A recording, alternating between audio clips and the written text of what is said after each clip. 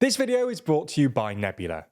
Over the past week or so, Egypt has been negotiating what would be President Sisi's fourth IMF loan in just the past decade, as rising interest payments and reduced revenues from the Suez Canal strain public finances to the point of collapse. While a loan is apparently forthcoming, this is unlikely to provide more than a temporary respite, not least because, well, previous IMF loans clearly haven't worked, and because the war in Gaza shows little sign of abating. So in this video, we're going to have a look at Egypt's economic woes, how they've been exacerbated by the war in Gaza, and what might happen next.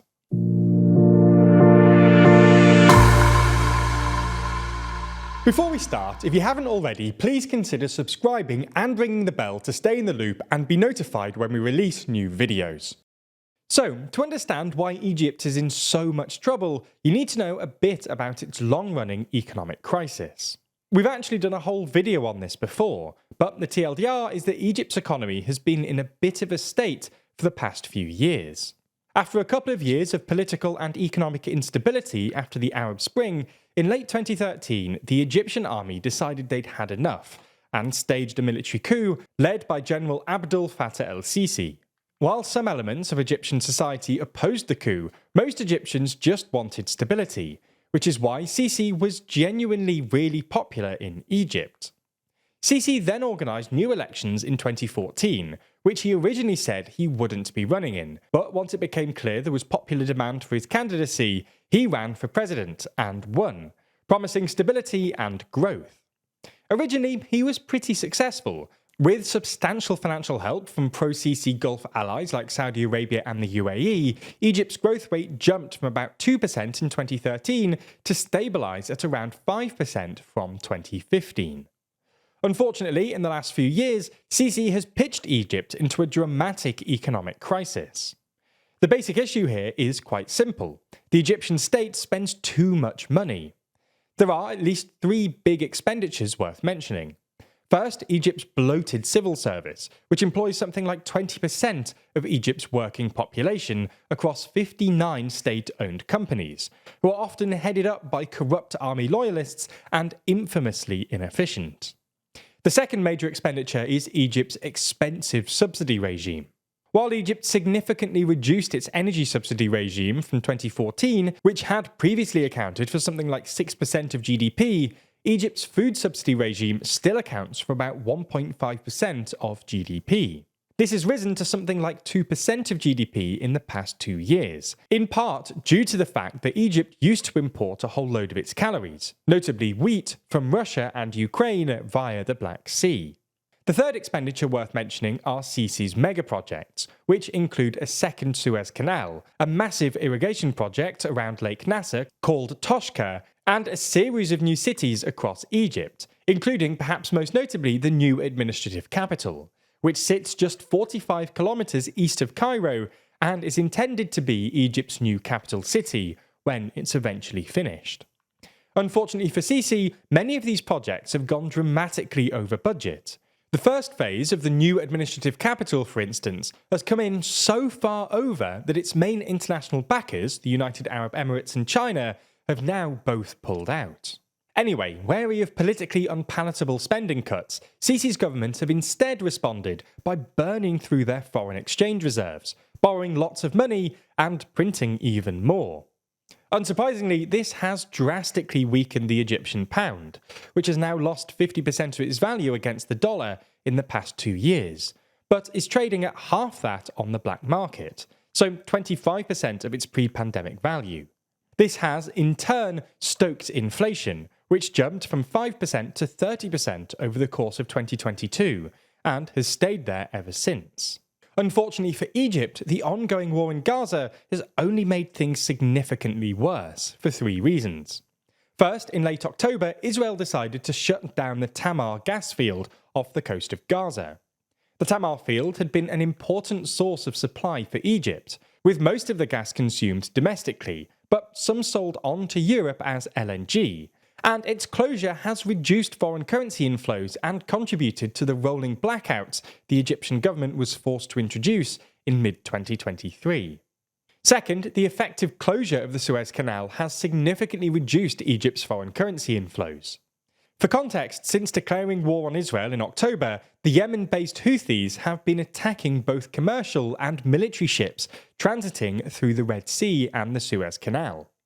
Despite strikes on Houthi targets from both the US and the UK, the attacks have continued, and most shipping companies are now saying that they won't transit through the Red Sea and therefore the Suez Canal. This is pretty terrible news for Egypt's state finances, because a significant fraction of its foreign currency comes from tolls on ships passing through the canal.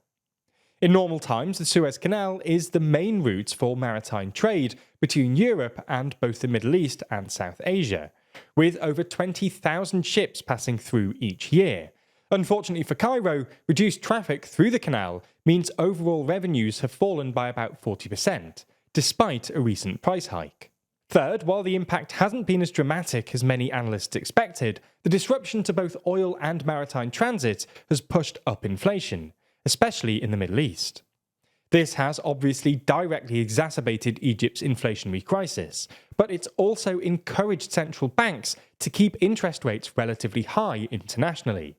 This is a real problem for Egypt, because its high debt burden means it's now spending a lot of money on interest payments. For context, Egypt's debt-to-GDP ratio has risen 17% in just 2 years, going from 80% in June 2022 to 97% today, and its interest payments on this debt currently accounts for literally 60% of Egypt's public spending. One of the reasons this number is so high is that Egypt issued quite a lot of dollar-denominated bonds, which have become significantly more expensive to service as Egypt's currency has weakened. Egypt is now apparently in a sort of debt spiral, where more borrowing means higher interest payments, which Egypt then finances with more borrowing, and so on and so on. This is one of the reasons why Egypt's debt deficit has ballooned to about 7% of GDP, and Egypt is currently negotiating yet another bailout loan from the IMF. So what happens next? Well, as we mentioned in the intro, IMF loans really haven't worked for Egypt. One of the big reasons for this, by the way, is that the IMF often requires a currency devaluation or the withdrawal of subsidies, but these only stoke inflation, forcing the Egyptian central bank to hike interest rates, which increases Egypt's already exorbitant debt servicing costs.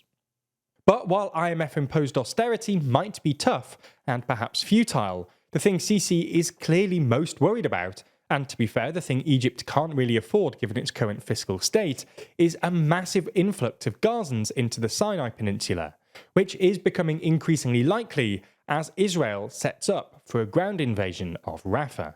As a TLDR viewer, I can pretty confidently say that you're curious about the world around you, keen to know what's really going on, rather than just the general media narrative. And one country where this is particularly interesting is China, where a lot of media coverage can be muddled or misleading. If you want to dive deeper though, I'd recommend Polymatter's incredible series, China Actually, which explores the truth behind the Chinese news, examining the truth about China's one-child policy, why China has no allies, how Chinese censorship really works, and what exactly China's nuclear policy looks like. All in all, it's a brilliantly researched and thoughtful series, and it's exclusively available on our streaming service Nebula. As you know, Nebula is the service that we built with a whole bunch of our creator friends, and is home to tons of smart, educational content from all of your favorite creators.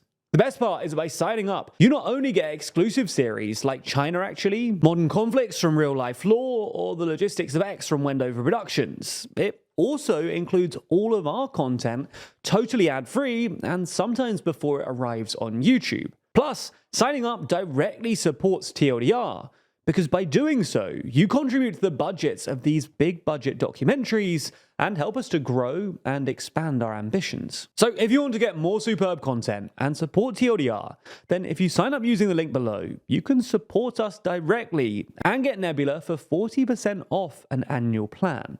That's about £2 a month. Thanks for your support and for backing Nebula.